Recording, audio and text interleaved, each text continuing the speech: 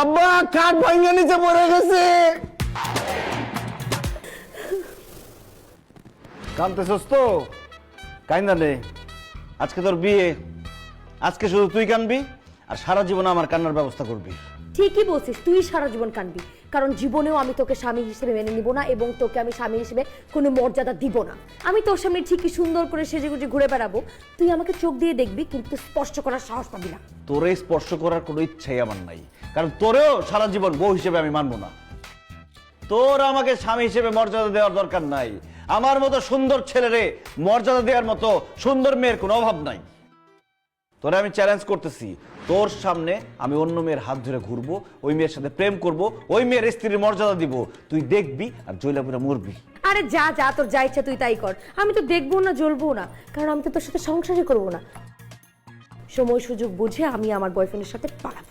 দরজা জানলা খোলা আছে, তুই যেদিক দেখো সেদিকে চলে যা, তোর বয়ফ্রেন্ডের সাথে পালায় যা।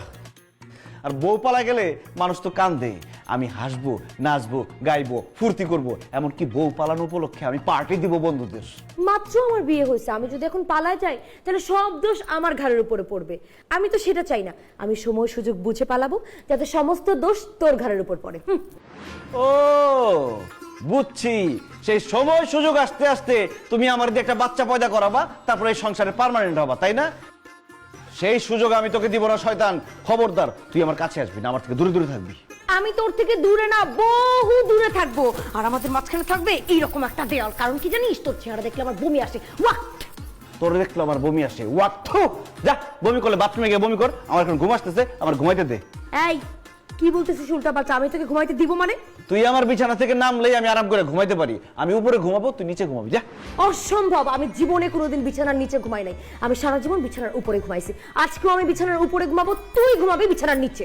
আমার বাড়ি, আমার ঘর, আমার বিছানা, আমার বউ আমারে বলে আমি নিচে ঘুমাবো। অসম্ভব, আমি উপরে ঘুমাবো, তুই নিচে ঘুমাবি। তোর বাড়ি, তোর বিছানা, এই জন্যই তোকে বলছি নিচে নেমে ঘুমাইতে। আমি তো এই বাড়ির গেস্ট, আমাকে সম্মান করে দে উপরে ঘুমাইতে। দাঁড়া, তোরে সম্মান করতেছি, তোরে সম্মান করতেছি আমি। তোর কত বড় সাহস, তুই আমার ঘাড়ে হাত দিছিস, আমাকে স্পর্শ করছিস, শয়তানের বাচ্চা। আমার তুই মারছস, আমি এখন সব ভুলে যাবো, তোরে আমি মারব। এই রাজ, কি হয়েছে? এই রাজ,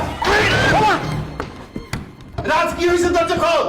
আব্বা কাঠ ভাঙা নিচে পড়ে গেছে। আল্লাহ, কি করছস? বাসর ঘরের খাট ভাঙা বলাইছস। বাবা রে, আর যাই করস না করস, সরকারের কথাটা মনে রাখিস। ছেলে হোক মেয়ে হোক,